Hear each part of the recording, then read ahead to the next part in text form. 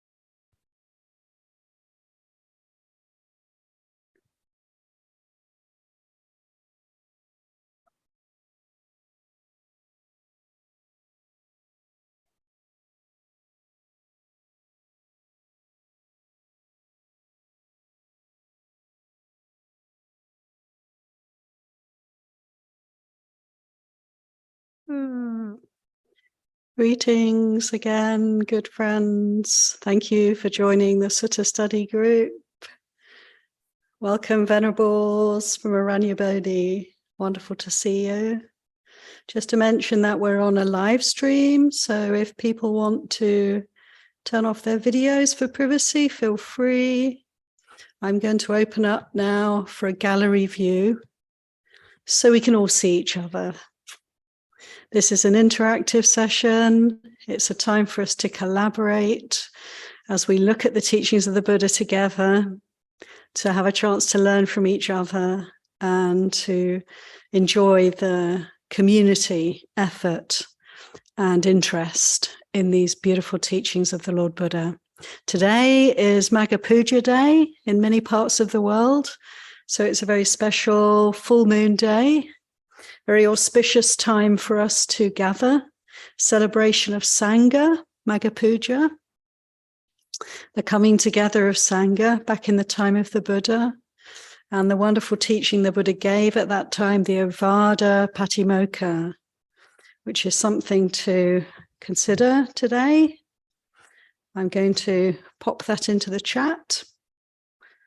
You can look it up and have a look at the Ovada Patimokkha, Ovada Patimokkha teaching.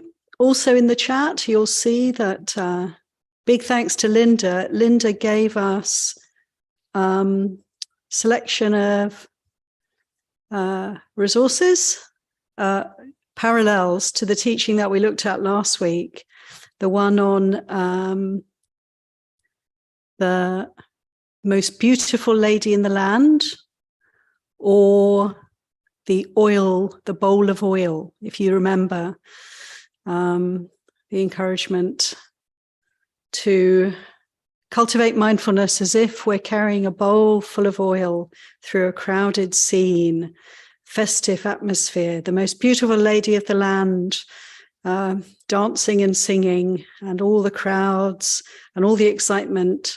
But we're carrying a bowl full of oil, and behind us is a man with a sword, ready to cut off our heads if we drop even a single drop of oil from the bowl. This incredible image, simile, we see it in different places in the Pali Canon. So thank you, Linda, for the research. And if you have a look in the chat, everybody, you can look up another couple of parallels there that are very, very interesting to look at, very illuminating, especially the Jataka tale, which is from the Pali Canon Theravada.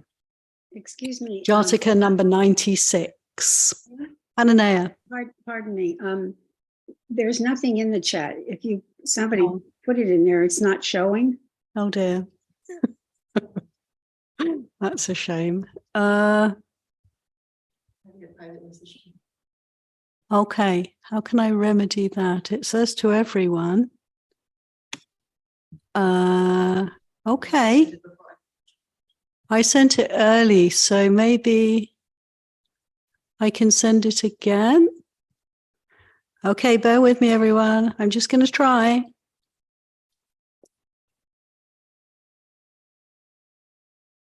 Can you see it? Has anything appeared as yet? No. Yes, Ananea is now seeing it. Okay. Do you want me to try from this side? I can pull the... Yeah, Linda, if you could do that, that would be fantastic. Thank you. Into my other browser. I'll just give me a second here. That's lovely. Thank you. And I'm just going to try and write the Ovada Patimokkha again.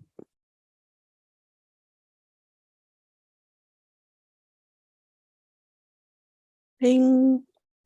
So that should appear for There's everyone. The one that's the Jakarta tail, and I'll get you the other one. Yeah. Thanks so much, Linda. Linda's putting in the links. To make it simple, it's Jataka tale number 96. number 96. Please have a look at it. It's a wonderful, rather fuller rendition of the story and the simile of the most beautiful lady in the land. And that's the other one. Thank you. There we go. There's the references, everybody. Wonderful, Linda. Thanks so much. I noticed the Buddha was in different places with all three. So I was wondering if it was just the idea would be he was tailoring that same story for the people he was teaching to. I'm not sure. Like I looked at the dates, like trying to figure which came first, but there's sometimes when you go back that far, there's 500 or 5 to 600 years difference. So when it's only 100 years, it's like, well, you're not really sure what came first. So I thought the Jataka tale might have come first, but I can't say for certain. But and then he just tailored his sermons to wherever he was and the people he was speaking to. Otherwise, there wouldn't be much sense having like the same thing, but they're all a little bit different. So yeah, it's wonderful, isn't it? Yeah, how there is this is surely the same story, but there are these different renditions. Absolutely, well said, Linda. Yeah, time and place, and yeah, just that this story comes up again and again. Oftentimes, I feel, when a teaching appears in many different places, it really gives it some significance for us. Something really worth considering. Just like today, we're looking at the Satipatthana Samyutta, as we are every week this time of year, this winter retreat time. And the Satipatthana Sutta appears both in Digha Nikaya and Majjhima Nikaya. And here in Samyutta Nikaya, we also have this whole chapter of teachings around the Satipatthana Sutta. So, yeah, a kind of enhancing of the significance of this teaching, perhaps. We're going to keep meeting it. Look here, look there, and it keeps popping up. And so it is with this story of the most beautiful lady in the land. So have another look, everybody, and take in the references Linda's given us. And let's see.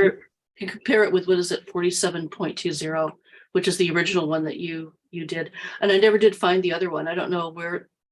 I know you taught that one. It was somewhere in August or September. I looked at all my references and I can't find it unless I can find it somewhere else. But I know it took place. The difference was there was not a woman who was dancing and singing. It was someone going through a busy marketplace holding the bowl of oil. But I can't find the reference now. So I don't know which one it was. Hopefully I'll find it eventually. But so there's, and it's got to be somewhere. So there's like another one like that too. That's probably he was in a different place and did a different version of the same story. So absolutely. I have a feeling, do you know what, that this story also appears in the Visuddhimagga. So now, Linda, I want to refer you to the Visuddhimagga and see if you can have a look in there and find it there. It's just a thought that's come to me because I honestly can't remember where it was that I was taking that from, but it could be Visuddhimagga, the Path of Purification, which is a later text, everybody.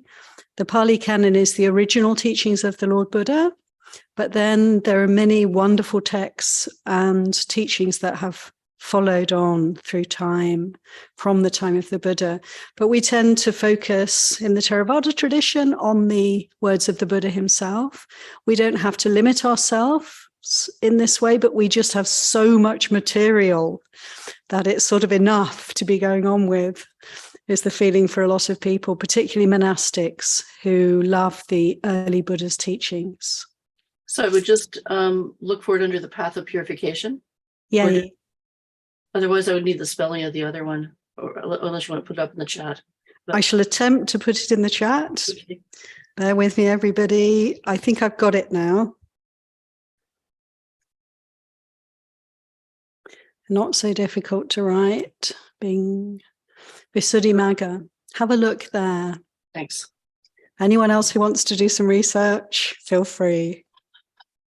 Okay, so now let's move on to today's teachings that I've picked out. Some of you may have had a look already. Whether you have or not, doesn't matter. We're going to start off with I can get it up.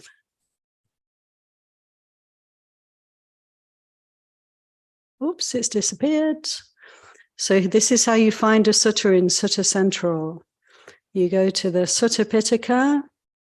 This is in the Samyutta Nikaya, collections of linked discourses, Theravada, Pali Canon.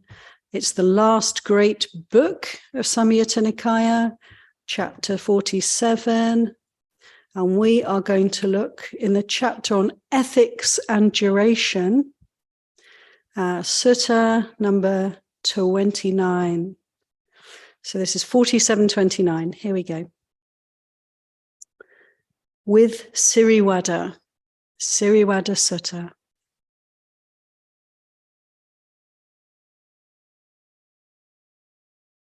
At one time, Venerable Ananda was staying near Rajagaha in the bamboo grove, the squirrels' feeding ground.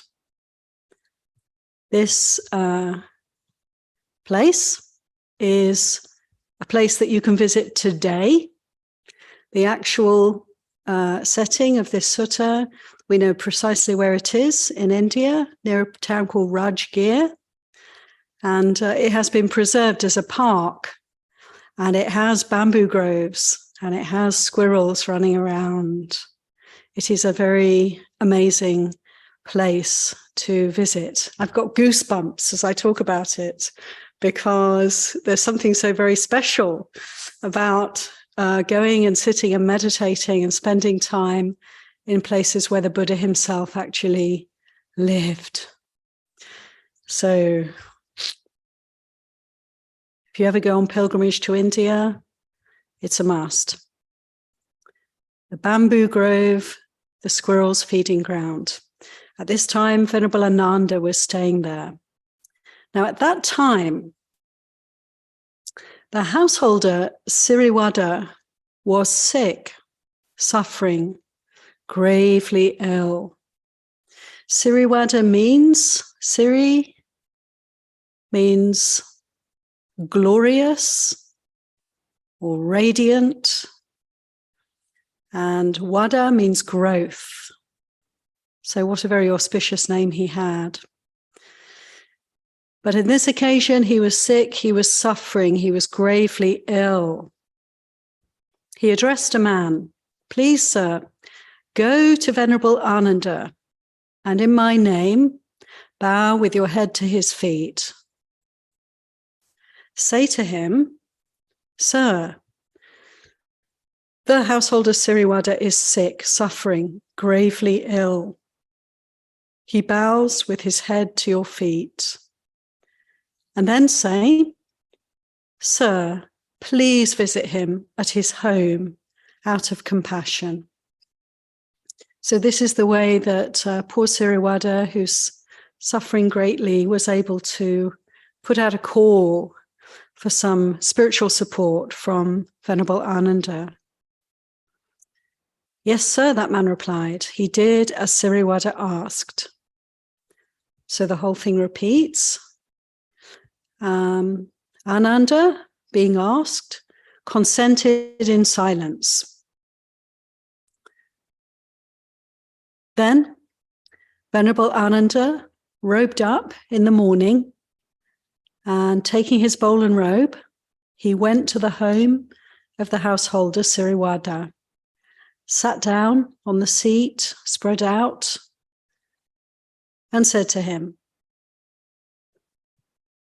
"I hope you're keeping well, householder. I hope you're all right.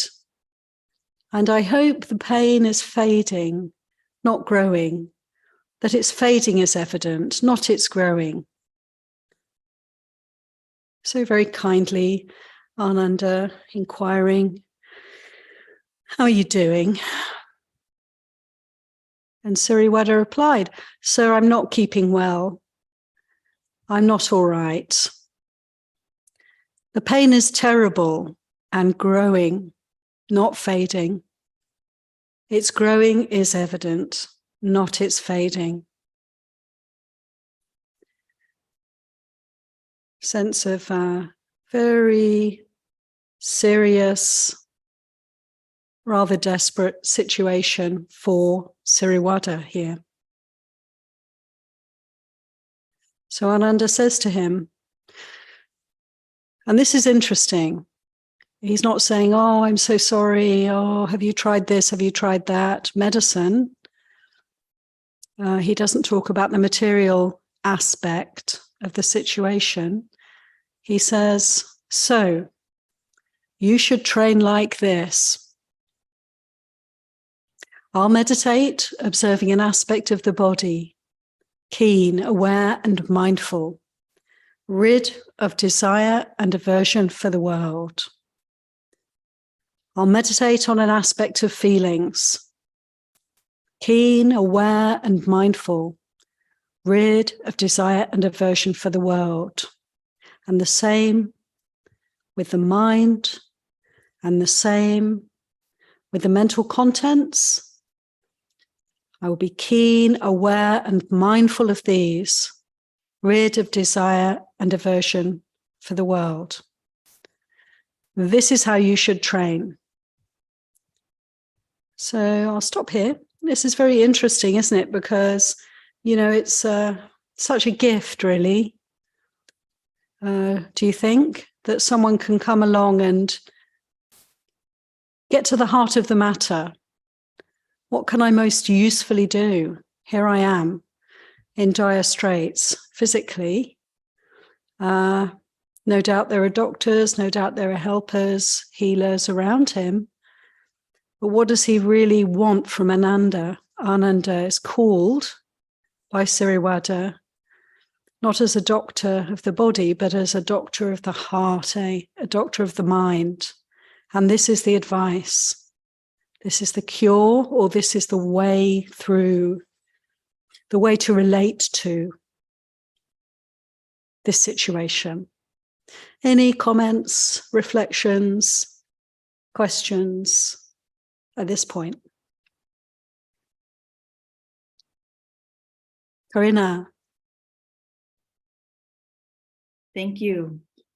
Yes, I was just thinking about that phrase, without desire or aversion towards the world. And it made me think that, you know, when someone's sick, actually, it can go two ways. You can have a lot of aversion or desire, mostly desire for the world. But sometimes you don't. And it can be such a relief when, or it can be a mismatch when you're in a certain place and someone comes up to you and you're like, and they're like, oh, well, next week we're going to have the festival of blah, blah, blah. And then I'm going to prepare for, and you're like, oh, I'm not interested. I'm in a different place. So, I don't know. It doesn't seem that, or it doesn't seem that unusual, actually, to meet that sickness in that way. Yeah. Thank you so much, Karina. Yeah, it's like, what else can you do? There's something about being ill, isn't there? Being sort of unable to do very much physical activity, not having strength, not having the mental strength to do very much. Here we are, we're just sort of laid there. And you get the impression that this was the way it was for Silavaddha. He's incapable of going to see the Buddha himself. Had to send someone else, maybe bed-bound, maybe, weak and in physical difficulty, probably pain. Also, from what we have learned, the pain is not fading, it's growing. And what else can you do, isn't it? It's actually the time when all our meditation practice can really come into its own, because there's no distraction. And yeah, thank you, Karina, for pointing out that, probably from experience, that when you're feeling really rough, all the exciting possibilities life has to offer are really irrelevant to a great extent. And the renunciation is effortless. You know, when we have good health, we have to work to let go of desire for the world. But when we're sick, it's kind of in our face, isn't it? This is not an easeful situation for us. Actually, there's danger here. There's even a sense of urgency arising here. So thank you for that perspective. It's good to hear. Anyone else, feel free to share who, has experience of illness. It's difficult when you have a super healthy body to really appreciate, perhaps, fully these teachings. Jonathan. Well, I guess I'll chime in as like the resident super sick person. So, I think of this and I think like how doctors have nothing for me anymore. They just have nothing to give. So like the medicine I need is spiritual. And I can get so wrapped up in taking refuge in like, oh, like, I wish I could be better. And like, it would be nice if my doctor could do something for me and all these things. But then like coming back to the Dhamma and realizing that like, oh, like suffering is not the conditions. It's not the conditions. It's my response to them, my relationship to them. And it's something I need to be like, it's like why it's so important for me to like come here all the time, because it's, I need to be reminded, because I get really wrapped up in it. Like my practice even, because there's so much brain fog and confusion and tiredness going on. It's so hard to concentrate. Like concentration practices are, if I can get like 3 breaths in a row, I'm like sailing. This is like golden for me. And, so I'm returning to a lot of Brahma Vihara practices, which are, more available because they're like a little more gross of a focus point. Yes. But relief nonetheless, as long as I pick the practice that's like available and not then try and treat myself as if I were a healthy body and could still do a Goenka practice, like I'm like, oh no, that's just not for me like today. That's not a thing. So let's just do whatever you can do. And there's always something. Sometimes I can just like feel my hair growing and that's enough. Thank you so much, Jonathan, for those reflections. This is so valuable. It's so valuable for us to hear from you. And also very encouraging, actually, because you're telling us, there's always something you can do. There's always a way to practice with this.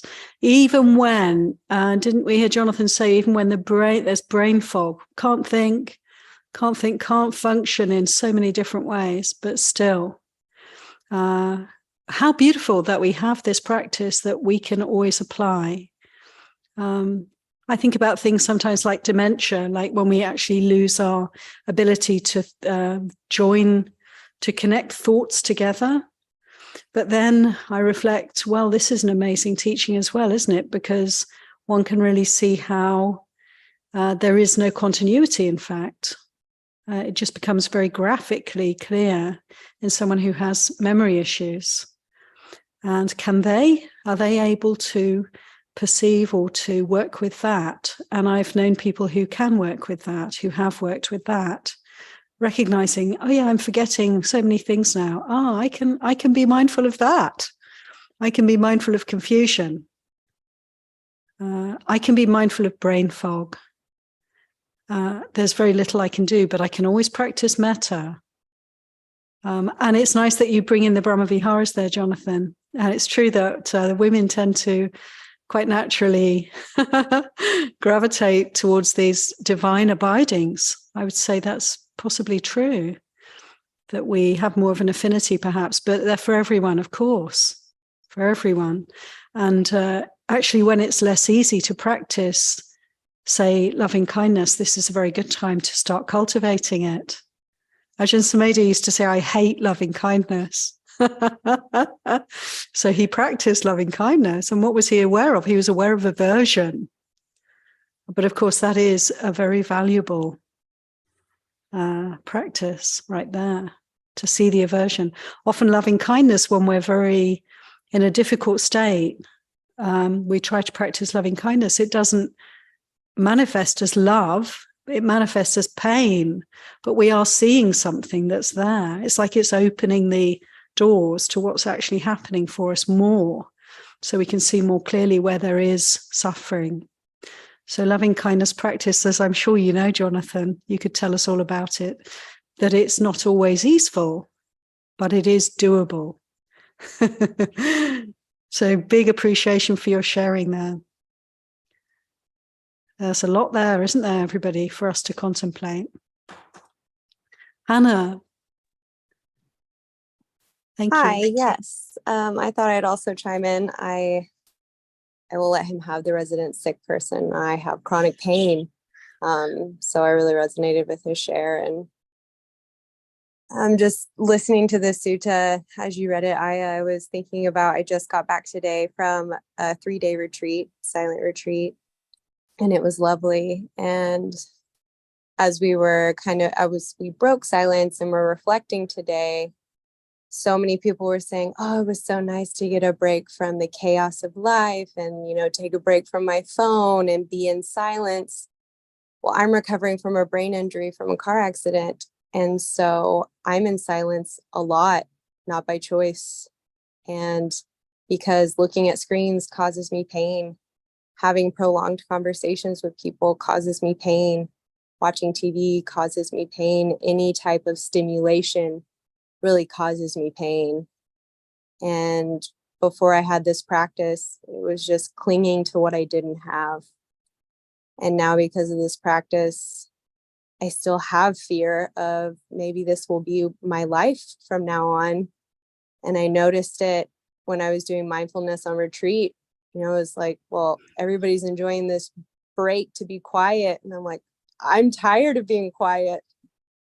And then I just returned to loving kindness, like you were just talking about, and having compassion for myself at the ability that I do have. And, at least I have the awareness of my body, and mindfulness has taught me that. Practice has taught me that, just like you were speaking on. And so, yes, my life may look extremely different and it might continue to be different, but I still have ability. And I love when teachers say, just do what you're able to. I never used to believe them. And now I do, because on retreat, I couldn't do the walking meditation, but I just lifted my arms up and down bilaterally, much like people did with their feet. And I got the same kind of affect that they were getting, even though it looked different. It's just what I was able to do. Yeah. Thank you so much, Hannah. Again, what a valuable and rich sharing. Big appreciation to you.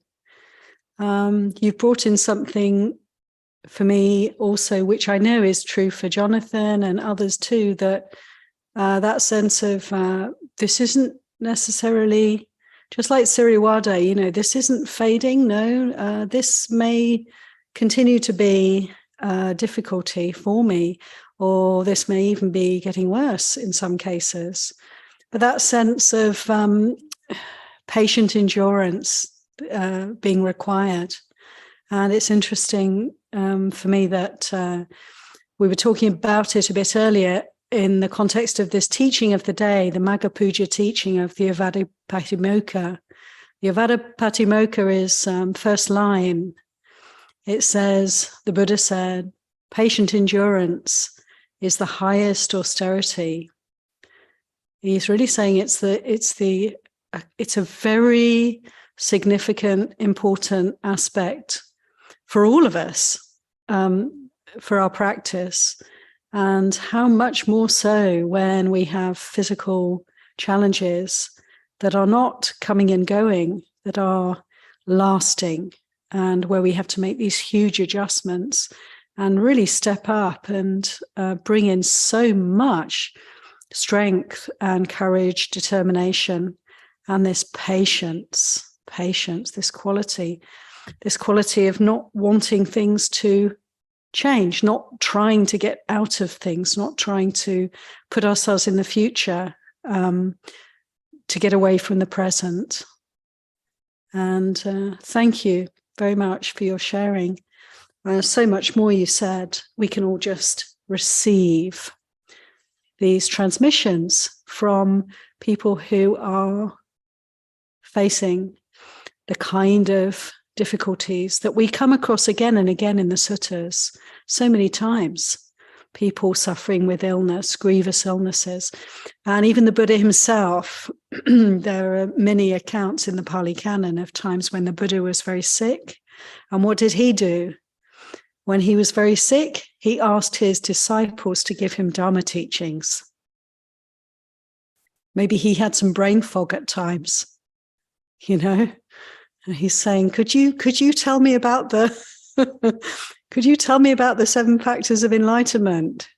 Now, he probably hadn't forgotten being a Buddha, but how interesting. Actually, there's a real teaching there for us, isn't there?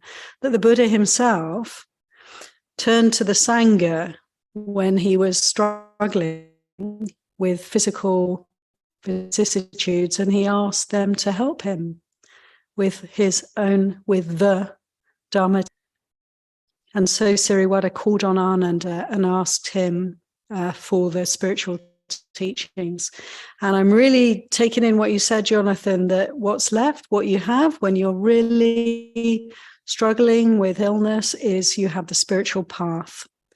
And how wonderful that we can offer to each other the words of the Buddha, not to be shy when people are sick, when people who don't practice even are ill, or our parents or elderly folk or people who are terminally ill turn to us, or we happen to be in a situation where we're conversing with them, we're relating with them.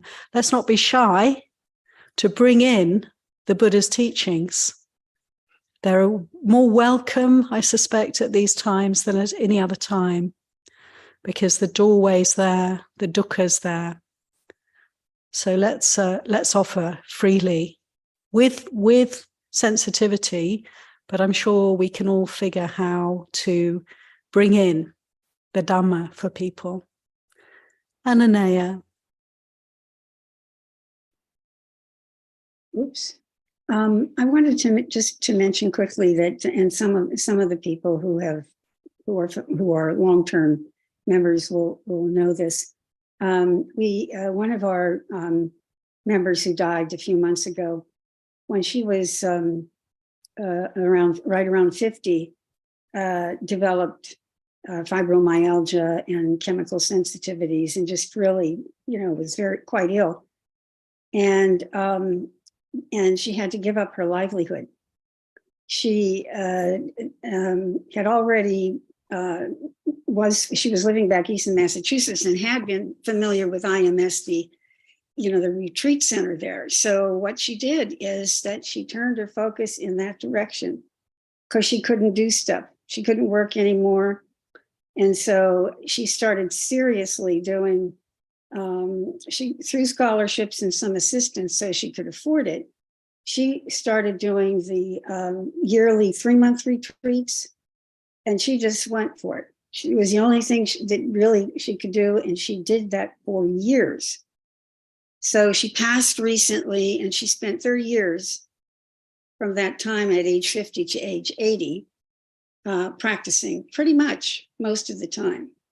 So I'm just saying this by way of when life turns in a certain direction and your pathway that you thought you were headed for isn't there any longer, that several of you who are ill now, turning your practice even more deeply in that direction, is the most beneficial. And I can, for those of us who knew Diane, can attest to how beneficial that was for her, and in her process in sharing what she knew with the rest of us. So sending you all much metta.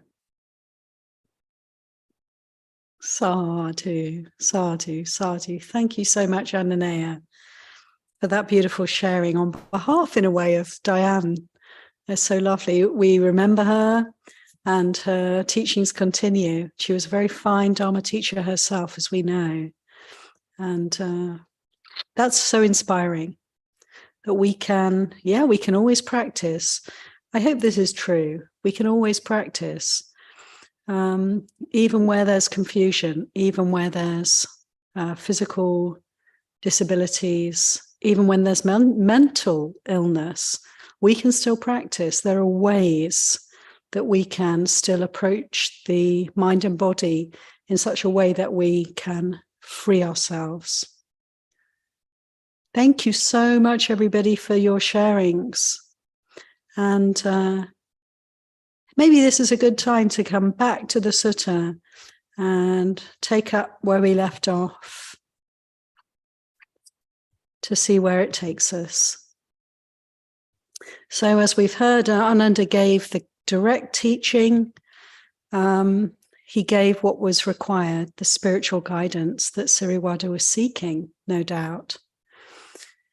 And he goes on, having told Silavaddhisutta, this is how you should train. You should develop the 4 foundations or resorts of mindfulness, practicing mindfulness keenly, with awareness, rid of desire and aversion for the world. So looking at desire and aversion, being willing to face them and see them arising and passing. He went on to say, these 4 kinds of mindfulness meditation that were taught by the Buddha are found in me, and I am seen in them. For I meditate, observing an aspect of the body. This is Ananda speaking. Keen, aware and mindful, rid of desire and aversion for the world. I meditate observing an aspect of feelings, observing an aspect of mind, and observing an aspect of Dhamma, of principles, the 4 foundations. Keen, aware, and mindful, rid of desire and aversion for the world. And Ananda goes on to say, and of the 5 lower fetters taught by the Buddha, I don't see any that I have not given up. Oh, excuse me, this is Silavaddhisutta speaking. Sorry, everybody. Backtrack slightly. Silavaddhisutta is telling Ananda that he is able to Do these things. do these things. Sorry, someone was probably trying to tell me that. He is able to do these things, and furthermore, and of the 5 lower fetters taught by the Buddha, I, Silavaddhisutta, don't see any that I have not given up. And Ananda replies, saying, you're fortunate, householders, so very fortunate. You have declared the fruit of non-return. So this is really most inspiring, that a little bit like the Buddha when he was grievously ill, and Arahant monks in various places in the Pali Canon, grievously ill. Yet this person had some attainments. He had some profound understanding of the Dharma, and he was able to practice. So during his illness, he called for Ananda to have some support, but he was able to relate to him, to share with him that actually he was able to remain mindful of the 4 foundations, and he could gauge for himself that he was free of the 5 lower fetters.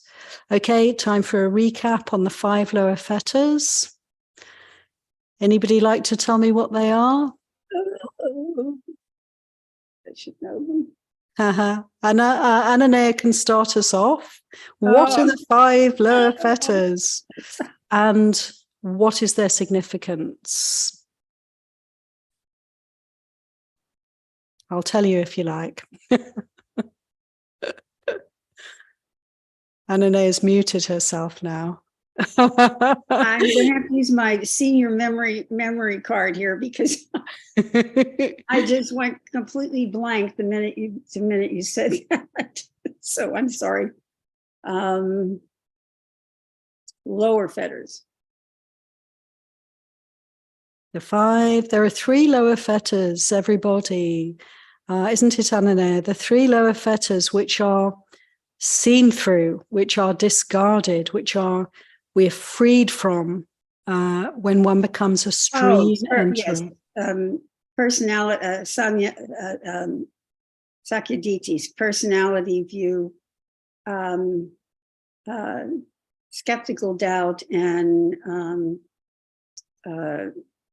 Silavaddhisutta paramasa. rites and rituals, giving up on rites and rituals as a means to realize. Why am I forgetting the other two? This is really good, Ananea. Let's pause for a moment. So everybody, some of you will be aware of this, some of you will not. This is another paradigm that the Buddha gave us, a way of relating to the path. And these three lower fetters are a sort of more coarse way in which we identify with this one, the sense of self, personality view, the belief that certain rites and rituals are going to help us to free ourselves from suffering, and doubting the path as given by the Buddha, having confusion, not seeing clearly the way of practice, which is, one could say, simple in some respects, also profound, not always easy to fully comprehend because of confusion and delusion in the mind. So one who has overcome to a certain extent doubt, has an understanding, a clarity about the path, has given up personality view, and has let go of the superstitious sort of magical thinking that rites and rituals are going to help us to free our hearts from suffering. Such a person is called a stream enterer, a sotapanna. This is the first of the stages of liberation. This is somebody who has attained to the path. They cannot be dissuaded. They cannot fall off. They cannot lose sight of the path once they've broken through the first three fetters. Now, Siriwada is saying that he is free from the next two fetters as well. Which are? Ananda has a Ananea has a hand. Let's hear from Ananea.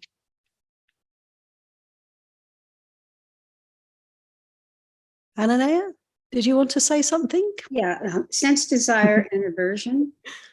And Yeah. I think that aversion is not discarded until you're actually at the point of becoming an arahant. But that's the final thing to be completely uprooted.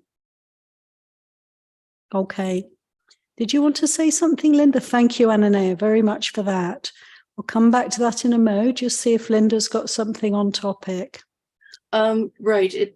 You mentioned about certain rites and rituals that will free you from suffering, but isn't that what a lot of Buddhist schools teach? Because I know there's ones where, like, in Tendai, for example, the Goma fire ritual is like, if you're, someone is ill, or there's a problem in the family, it's a ritual that will help that particular situation. So there's Buddhist schools that teach that, or it's part of what they are.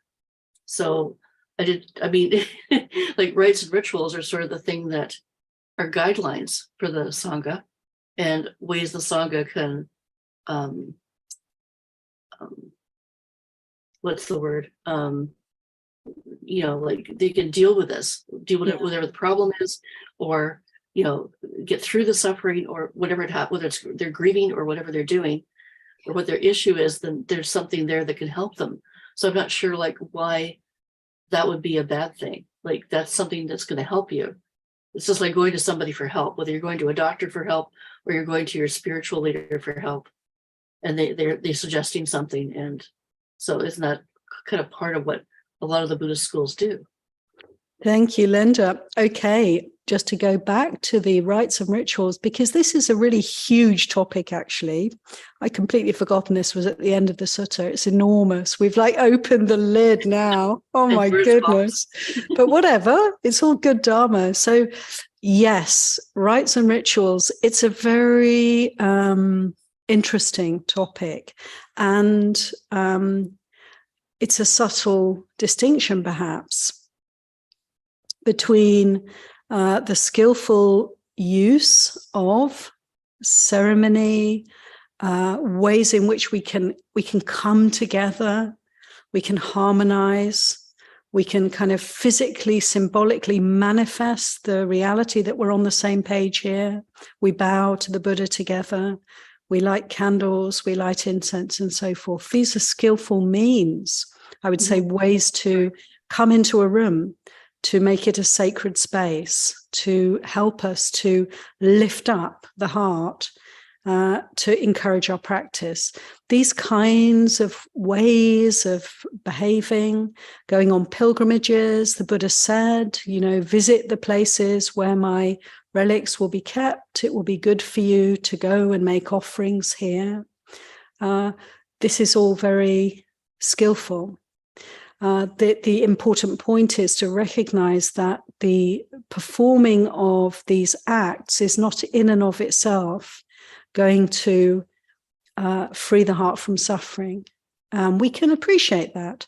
We come together, we perform rituals, we have beautiful ways of behaving together that really are encouraging each other, encouraging the group, encouraging the society, the community to give much respect and attention to the spiritual path, respecting the Buddha, the teacher, and so forth. But then we have to do the practice. Then we have to work with the greed, hatred, and delusion within the heart. And that is clearly, rituals are not going to do that work for us. This is the work of mindfulness. This is the work of cultivation. So do you see there's a distinction there? And it's not saying rites and rituals are wrong or useless or a waste of time. It's just saying that they are what they are.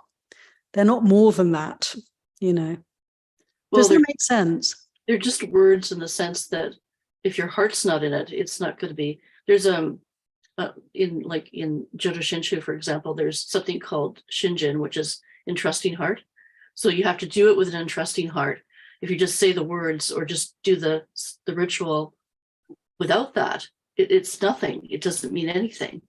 You have to be fully invested in what you're doing while you're saying the words. So I guess that would be the difference. It's not just, if I say this will happen. It might happen if you're fully entrusted into it and you go in with an entrusting heart. So would that be the difference then? Yeah, that's really great, Linda, because I can see there that, yes, the encouragement is to use these rites and rituals, whatever they are, use them to develop the qualities that we need for the path, use them to develop mindfulness. Bowing down and making prostrations is in and of itself, it's neither here nor there. But actually, when we take our head and put it down to the ground, down to the earth, and bow to representations of the Buddha, this can be a really helpful way for us to just let go of a whole load of ego, to let go of a whole load of confusion, and just to point ourselves towards the Buddha, towards the Dhamma. And it's really interesting, so that there's so much symbolism that can be of help to us. The bodily activities we can direct in certain ways to support our practice. But the practice of the Eightfold Path is, in a way, one could strip away all the rites and rituals and it wouldn't matter at all. And we understand that. Skillful means for those who find them of benefit. I know I always wondered that with Tibetans doing 1,000 prostrations a day or something. And I thought, at some point, when does that just become exercise, a good exercise, as opposed to an actual practice? You'd have to be fully invested for all 1,000 prostrations. And I could see myself just my mind wandering at some point, maybe around 500 or something. I don't know. It's kind of I have to really focus. That's a long time to focus when it's just, and where you just would finish it off with just, it's good exercise. You're just, you're going through like you said, you're going through the ritual, but you're not really fully engulfed into it. So I'm surprised that, Tibetan lamas could do that, where they can be fully invested in that 1,000 prostrations or whatever number they're doing. I mean, and the other thing was about counting, like, do you count them? Do you not count them? How do you do it? Because when you start counting, then you're switching your focus from what you're supposed to be doing to counting your prostrations, so that now it's more like you're just doing an exercise and you have to do so many repetitions of that exercise. So I know it's tough. I don't know how they do it and how they stay focused for that length of time and not count them or not. I mean, they have somebody else do that for them. I don't know, but I'm not sure about the logistics of it. But yeah, I've always been surprised that they can do that and stay focused the whole time. Who That's knows? practice. Yeah. You learn One thing over for time. sure. I mean, I think that these are definitely, again, skillful means.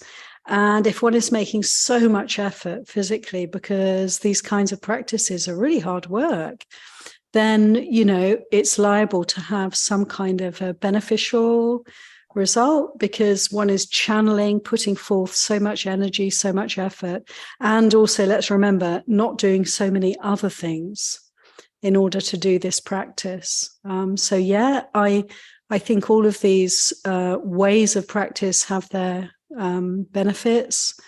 And it all depends, as you pointed out there, Linda, it all depends on how one is using them.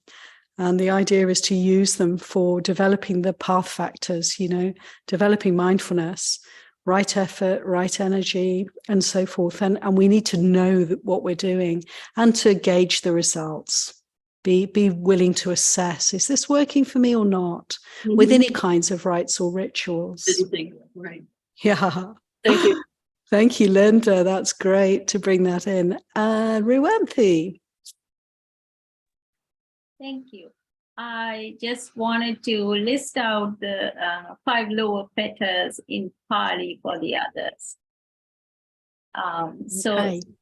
Sakkaya Ditti, Vichikicha, Silabbata Paramasa, Kamaraga, Patiga. Sadhu. Lovely. So Ruwanthi has very beautifully guided us back to these 5 lower fetters that Siriwada was telling Ananda that he has freed himself from these 5 lower fetters. And so we had, yes, personality view, attachment to rites and rituals, and doubt. These 3, once seen through, let go of. One is called a stream enterer, but Siriwada has gone still further, and he has attenuated, he has reduced significantly the next 2 fetters of sensual desire and aversion. Essentially, the push and pull on the human heart. He hasn't completely freed himself, as Ananea was pointing out. This isn't a complete shattering of these chains that bind us, but he had significantly reduced his burden in these ways, and he knew himself to be a once returner. So there we are. I mean, that's really, there's so much more we could say about this, but I think it's probably quite good to sort of focus on the important point here, which is really what we've been discussing, which is that whatever state of health we're working with at this point, the practice is the same. We looked at another sutta a couple of weeks ago where we learned that for a beginner, the practice is to observe the 4 foundations of mindfulness, develop mindfulness of body, feelings, mind, and dhammas, mental contents, phenomena. And then for somebody who's well on the path, the same. And for somebody who's come to the end of the path, the same. And here we're learning that, okay, so for somebody who's severely ill, any kind of physical or mental disease, dis-ease, what is the way to practice with that? The same. It's the same. And I find that quite, that's quite powerful. And also quite encouraging because the practice is always the same. There's nothing hidden in the teachings of the Buddha. He's telling everybody the same. It's the same path for all of us. Our positions may be different, and whatever position we're in, we can do this. We can practice. We can develop the 4 satipatthanas. So this is a really encouraging sutta, I think. And it's been really encouraging to hear from those who are working with physical issues. Corina. Thank you. I was just going to say a few words on patient endurance because I'm understanding it differently as the years go by, and especially in relationship to the sutta or the satipatthana. You know, like a wrong understanding of patient endurance would be to like just grin and bear it. Versus I've heard from Longpo Pasano being willing to be with the feelings, being able to meet the reality. And I realize, whenever my life is different and I can't do the things that I used to do, it's such a struggle to fight it, to want it to be different, to want it to be the way it used to be or to be otherwise. And it almost feels like I'm boxed in. But then with patient endurance and the way I'm seeing it, it's not a bearing kind of feeling. It's more of it's almost like stopping the struggle. And with the Satipatthana, I so appreciate it because it gives my mind somewhere to land, as opposed to landing in the aversion or desire for the world or for my life to be different.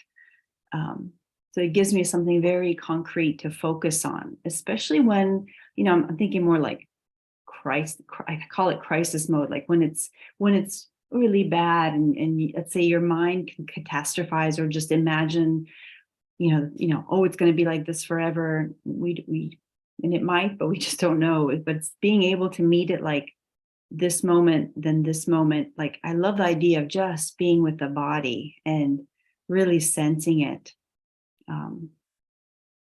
To give my mind a place to land that's wholesome and not spin off in other ways.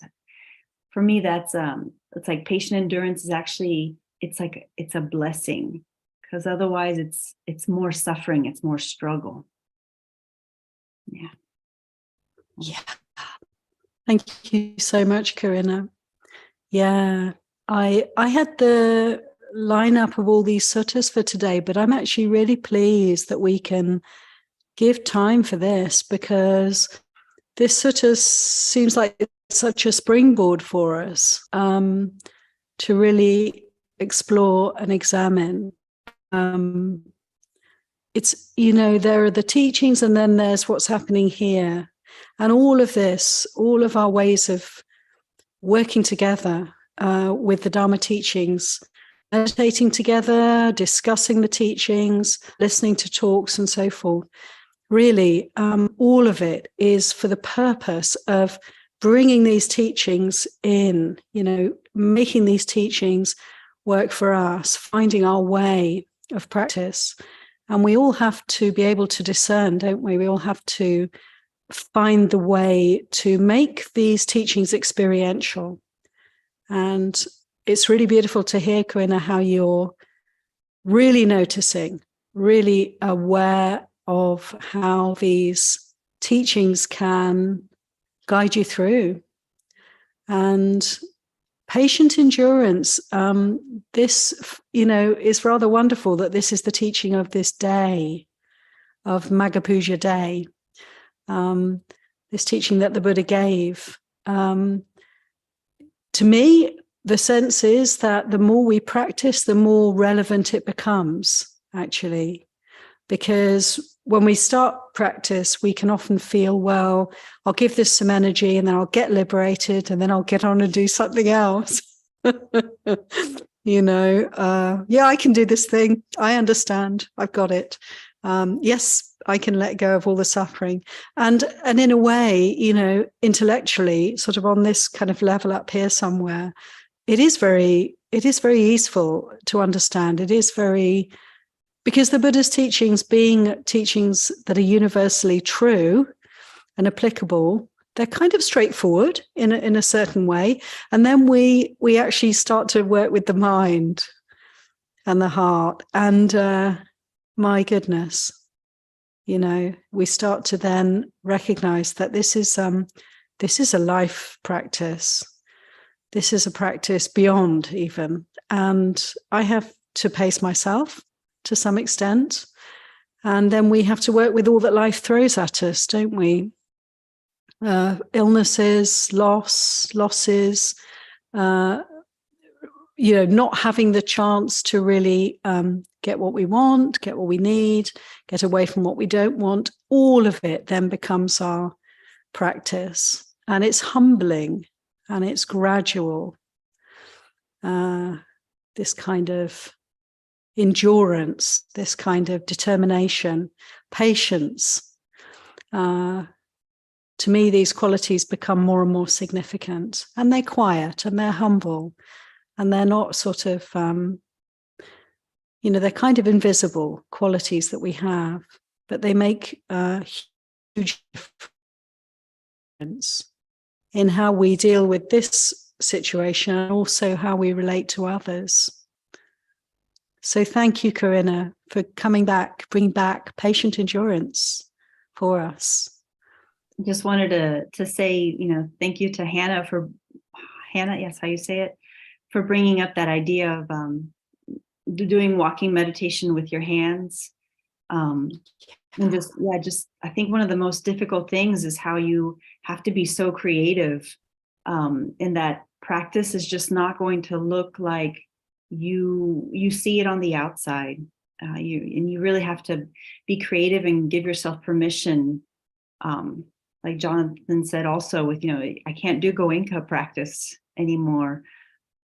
And I find it's like sickness or illness is like a container, and it almost like focuses or helps me see, instead of like everything being possible, it's like, well, this is all I have is here. So it actually, I find that it helps me see more clearly. It's kind of like a renunciation a little bit. Yeah, thank you, Corinna. Yeah, kind of like we were saying before, effortless renunciation, because there's so much you can't do. You're not struggling to give things up. You're just there with what you have. And yeah, it's true, isn't it? How we can adapt the teachings, adapt the meditation practices to fit our situation, and to be creative around that and to enjoy that and not to make that a problem. It's like people often get to a certain age and find they can't sit on the floor anymore, cross-legged. Alas, people can feel very upset about it. And then you have to start using a chair and feeling like, oh, I'm no longer meditating properly because I can't sit properly. Not so. We can understand, it is an opportunity then to let go of a whole load of baggage around health, around what is the right way to meditate, and to open the doors and to see that actually there's no right or wrong way to meditate. There's no right or wrong posture. We just work with what we have to the best of our ability, and that's wonderful. And let's remember that many of the good qualities, many of the parami are born out of adversity, are they not?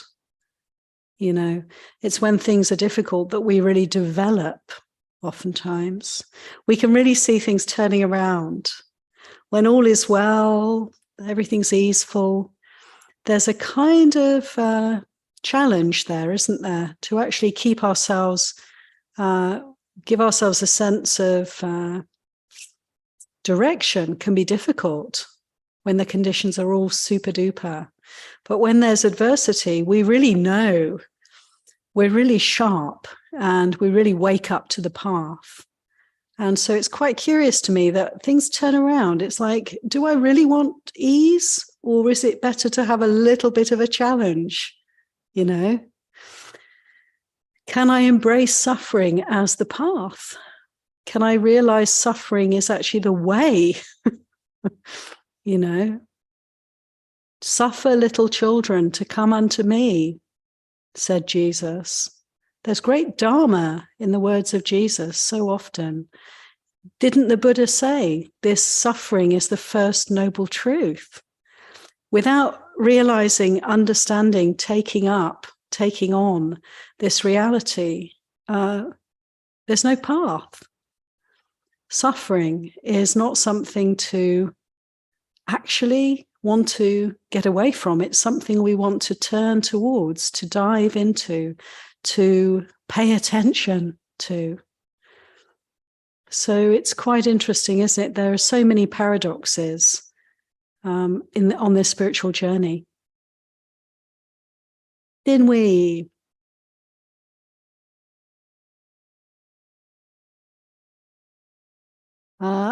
I think, can you unmute for us? I was listening to Gil Fronsdal over at IMS. This is the one in Redwood City, not in the East Coast.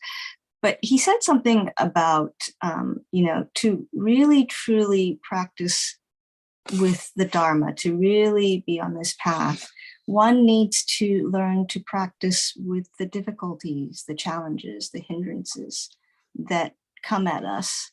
Because if we don't do that and we bury our head like an ostrich in the sand, we're not really practicing Dharma, because the Dharma is easy to practice, obviously, when everything is going well. So it's when the challenges come, when there's difficulty, whether it's when you're ill, or there's a loss of loved one, et cetera, et cetera. And so I don't know, that really helped me, because I was going through a really tough week last week, and I was looking up all the talks on working with the hindrances. But that thing that he said about, a true practitioner learns to practice with the difficulties, that really hit home for me. So I thought I'd offer that. Thank you. Thank you so much, Dinwei. It is so true. And thank you for reminding us that it's the hindrances that are the source of our suffering. Yes. And they're also our way out of suffering. How wonderful to see them in that way. It's like they are hindrances, yes, but they're also, we turn them into friends, right? Through our practice, through being willing to be patient with them, to see them, to understand them, to stand under them, then the hindrances are leading us forward. And it's just wonderful to see things in this way. It brings in the quality for me of gratitude. It's like whatever comes, we can actually be grateful for it, whether it looks good or it doesn't look so good, whether it feels great or whether it feels really miserable. It's all grist for the mill. Thank you for this opportunity. This simplifies things, everything that comes, Just one more thing that he said that I just remembered that really was helpful, that when the hindrances come and you see the hindrances and you're not in aversion or attachment, or maybe you are, even if you can be mindful and just see what is happening, they are no longer hindrances. They are just aversion. They are just ill will. They are just so on and so forth. And that was like, his little way of kind of turning the perception on its was so helpful to me. It's because we are going to experience hindrances probably for the rest of our lives. So it's our relationship to them. And when we're mindful and can say, this is ill will, this is anger, this is, whatever the hindrance is, doubt or whatever.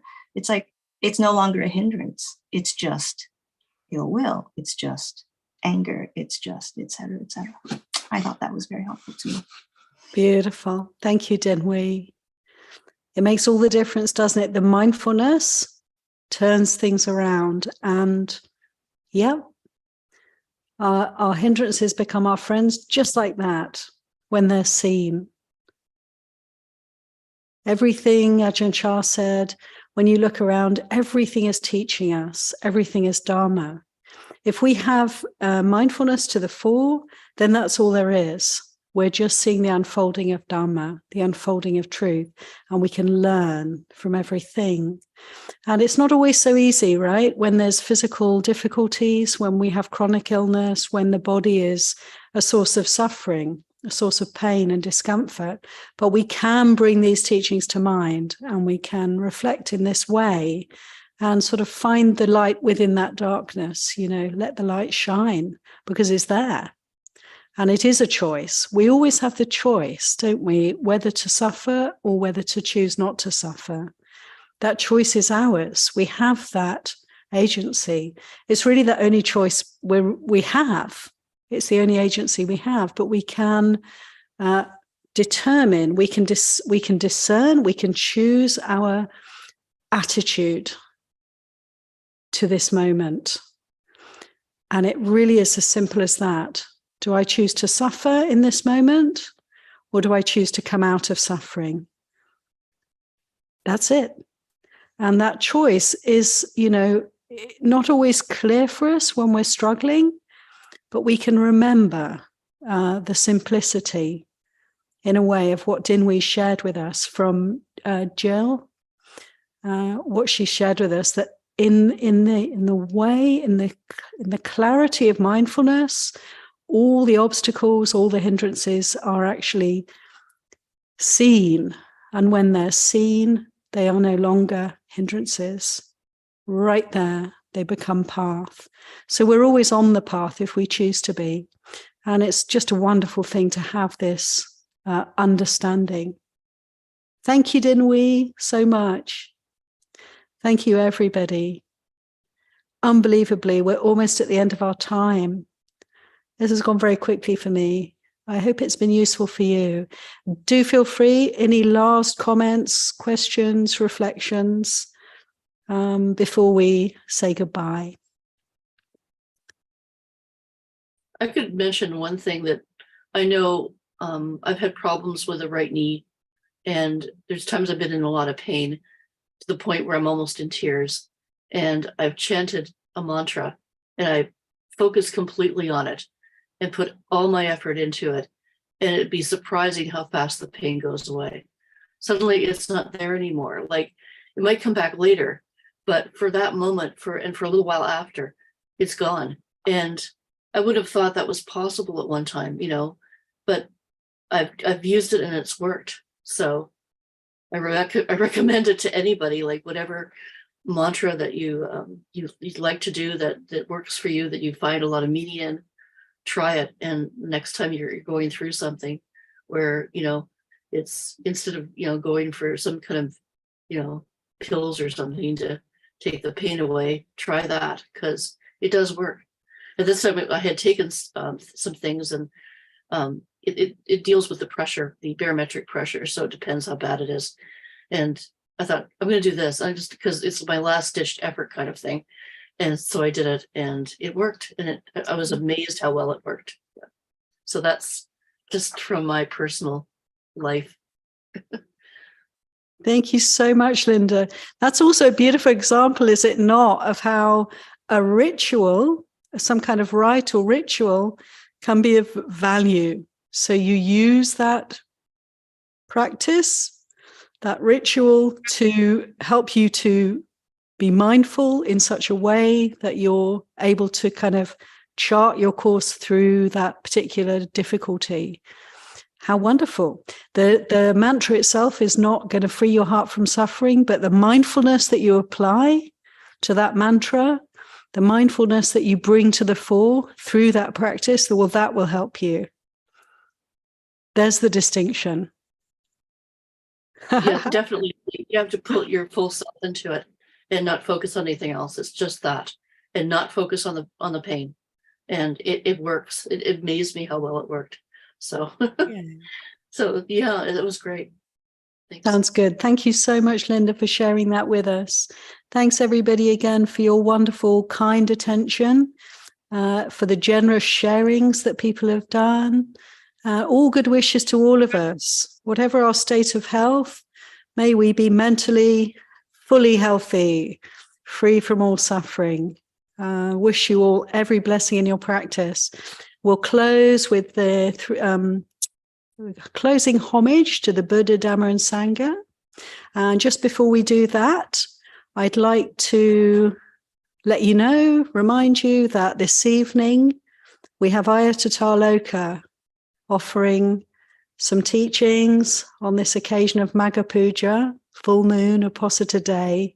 So I really hope for all of you that you're free and able to join us at 7 p.m. for the evening session. Thanks, everyone. Let's pay homage to the Buddha, Dhamma, Sangha together.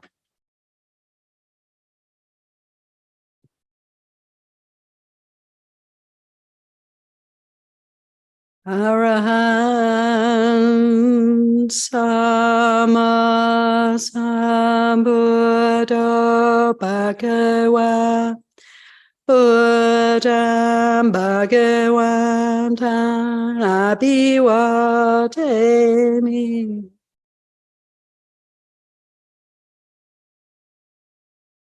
Swakato Bhagavata Dhammo Dhammang Namasami.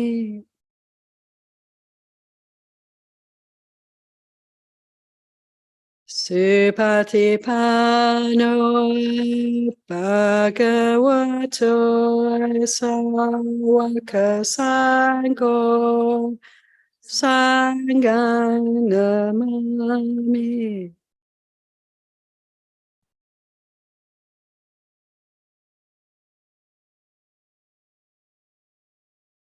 Thank you, Aya. Thank you, Aya. Thank you. Thank you, Aya.